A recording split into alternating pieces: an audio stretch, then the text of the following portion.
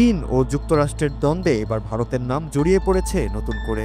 রাশিয়ার কাছ থেকে তেল কেনার কারণে ভারতের উপর কড়া শুল্ক আরোপ করেছে ওয়াশিংটন। তবে এই সময় দিল্লির পাশে দাঁড়ানোর আশ্বাস দিয়েছে বেইজিং। চীনের রাষ্ট্রদূত সরাসরি যুক্তরাষ্ট্রের এই কর্মকাণ্ডকে দাদাগিরি বলে আখ্যা দিয়ে বলেছেন, শুল্ককে যদি চাপ প্রয়োগের অস্ত্র বানানো হয় তবে তার কড়া বিরোধিতা করবে চীন। সম্প্রতি চীনের পররাষ্ট্রমন্ত্রী ভারত সফর, এরপর এসসিও সম্মেলনে মোদির চীন সফর সবই ইঙ্গিত দিচ্ছে দুই দেশের মধ্যে সম্পর্ক জোরদার করার চেষ্টা চলছে। আলোচনায় এসেছে সীমান্ত নিরাপত্তা, অর্থনীতি, এমনকি সার ও প্রযুক্তি খাতেও সহযোগিতার প্রসঙ্গ। তবে বিশেষজ্ঞরা বলছেন, শুধু মার্কিন চাপের কারণেই নয়, নিজেদের স্বার্থেই ভারত চীন আলাপ আলোচনায় বসছে।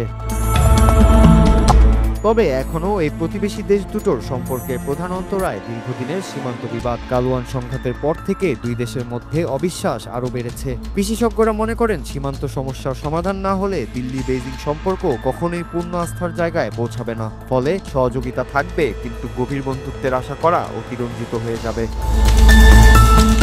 সবশেষে প্রশ্ন থেকেই যায়, চীন কি ভারতের কাছে যুক্তরাষ্ট্রের বিকল্প হতে পারবে? বিশেষজ্ঞরা বলছেন, একেবারেই নয়। কারণ বৈশ্বিক কূটনীতিতে যুক্তরাষ্ট্রের গুরুত্ব ভারত কখনোই অস্বীকার করতে পারবে না। তাই একদিকে চীনের সঙ্গে অর্থনৈতিক ও কৌশলগত সমঝোতা বাড়লেও অন্যদিকে যুক্তরাষ্ট্রের সঙ্গেও সম্পর্ক বজায় রাখা ছাড়া ভারতের সামনে আর কোনো পথ নেই।